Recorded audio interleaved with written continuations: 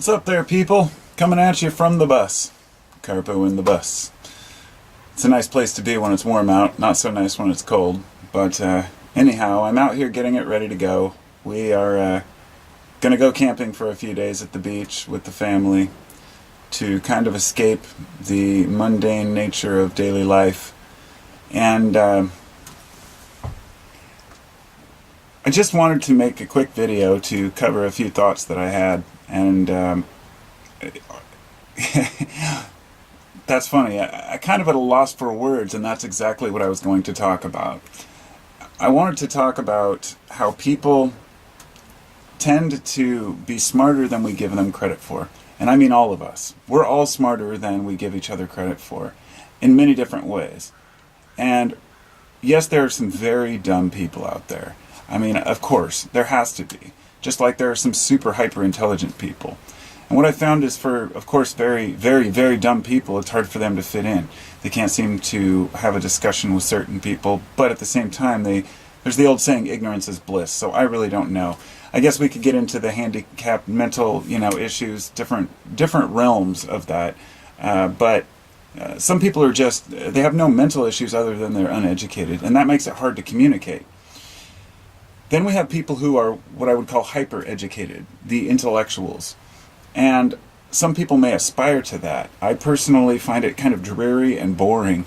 When I hear intellectuals speak, it's just droning on and it's boring. I mean, this is my personal opinion, using a lot of large, cumbersome words in order to define your point and to sound smart is even more boring than talking to somebody who can barely speak the language at all. So somewhere in the middle we have what we would call a discussion or, a communication between people. I find that I've talked to a lot of people who say, man, you can really speak and put your words together, and I wish that I could articulate my thoughts as well as you do.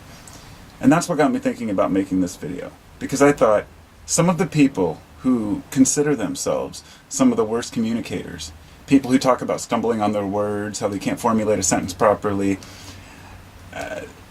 These people actually are often some of the most intelligent people I know, and if as much, if not more so, than myself. I mean, I know people who are hyper aware of certain things in life that are important, and they put themselves down for thinking that they know less than they actually do. Now, let me first off say that there is something, what I guess you call it the experience curve, and I'm sure that there's a name for this. I'm sure that it's probably already a thing, but something I've noticed is when you first start out doing something, let's say, or learning something, it can be very exciting, and you can get really involved. Then there's a period of being good at something, and some people will say you have to do 10,000 hours to become good at something. I find that complete nonsense. I think it depends on what you're doing and how capable you are and how quick you pick up on things. But anyhow, there's a period where you become too good at something and you lose interest in it because you're too good at it or you know too much about it. In other words, it's not a challenge anymore. And language can become that way, I guess, for a lot of people. So maybe they're seeking higher ways to communicate by going deeper and deeper into the language, trying to figure out better ways to formulate their thoughts. But what I really wanted to say was that some of the, if you put yourself down for not being able to communicate, that doesn't mean that you don't have the thoughts there, that they're not right there in your mind and you just can't express them, because I feel that way all the time.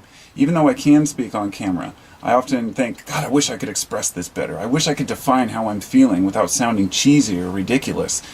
But it's there. I mean, I can feel it. It's like on the tip of my tongue, but there's no way to define that idea that I want to convey. And so I express it through music or through art. And that's one of the things I really want people to understand, is that math is a language, art is a language. The different ways we express ourselves are our languages. And some people aren't very good at communicating with words. And we might fault someone for that. In other words, if a person becomes an artist, but they hardly know how to speak the language at all, we might think, oh, well, that's a fault because the person can't communicate. The question we should be asking is not how well a person can communicate in words, but how well can a person communicate in general. So if a person maybe can't speak at all, and their art speaks to people, millions of people perhaps, then perhaps their language was much more valuable and rich than anything they could have learned.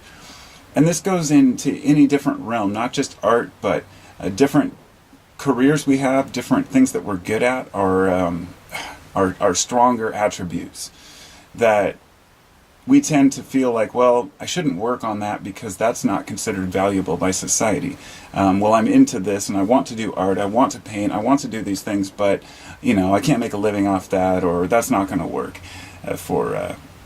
it's just not for me, or I'm not good enough. When in reality, sometimes we have these languages waiting to get out. So if we can't speak and we can't express ourselves very well, try different art forms. Try different hobbies and interests, even mathematics, science. We can express ourselves in a myriad of ways. And, that's probably the first time I've ever used the word myriad. It's weird when you've heard a word, but you've just never used it, and then it comes out, and you're like, oh, okay, I could add that to my lexicon. I don't think I've ever said lexicon either, and I don't even know if I use it properly. But that's the beauty. See, the language that we use, English, it is a very interesting, complicated, cumbersome, and unpredictable language where there's so many terms that you're like, wait, that's how you spell that? Wait, that's what that means? And why is there the same sounding word spelled 3 different ways? But it's because it's what I guess you would call a melting pot language, Everything comes together in English. And I can't compare English to any other language because it's the only one I know. But I find it does a pretty good job of expressing ourselves if other people understand the terminology that we're actually using. So this is why I find intellectual, cumbersome language so boring, is because a majority of people, if you're reading a very technical book, you might just gloss over a lot of the technical stuff because it's just so boring. Every other word is some, 5-syllable word that you don't know, and you're like, what? Wait, I can't sit here and research everything, so you miss a lot. Whereas the person could use a simpler word in place, and it would get the same point across. So I guess that's what I'm urging, is a simpler, more refined way of communicating with one another. And, who knows what we'll have in the future. I mean, different ways of connecting our minds through, I can't even imagine, but I don't think I'd want that. And that's on a final note. There are some people who believe that at one time mankind was connected through some psychic channel or awareness, and I don't believe that. I considered it at one time, but now I realize how annoying that would be, to hear everybody else's thoughts and not being able to tune people out, not be able to have privacy or your own ideas. But anyhow, that's a totally separate discussion. So I get the bus cleaned up, I'm going to go on a little trip, and I'll be back in a few days, and I'll talk to y'all soon. Be well. Carpus channels, carpus channels, carpus channels, carpus channels, carpus channels, carpus channels.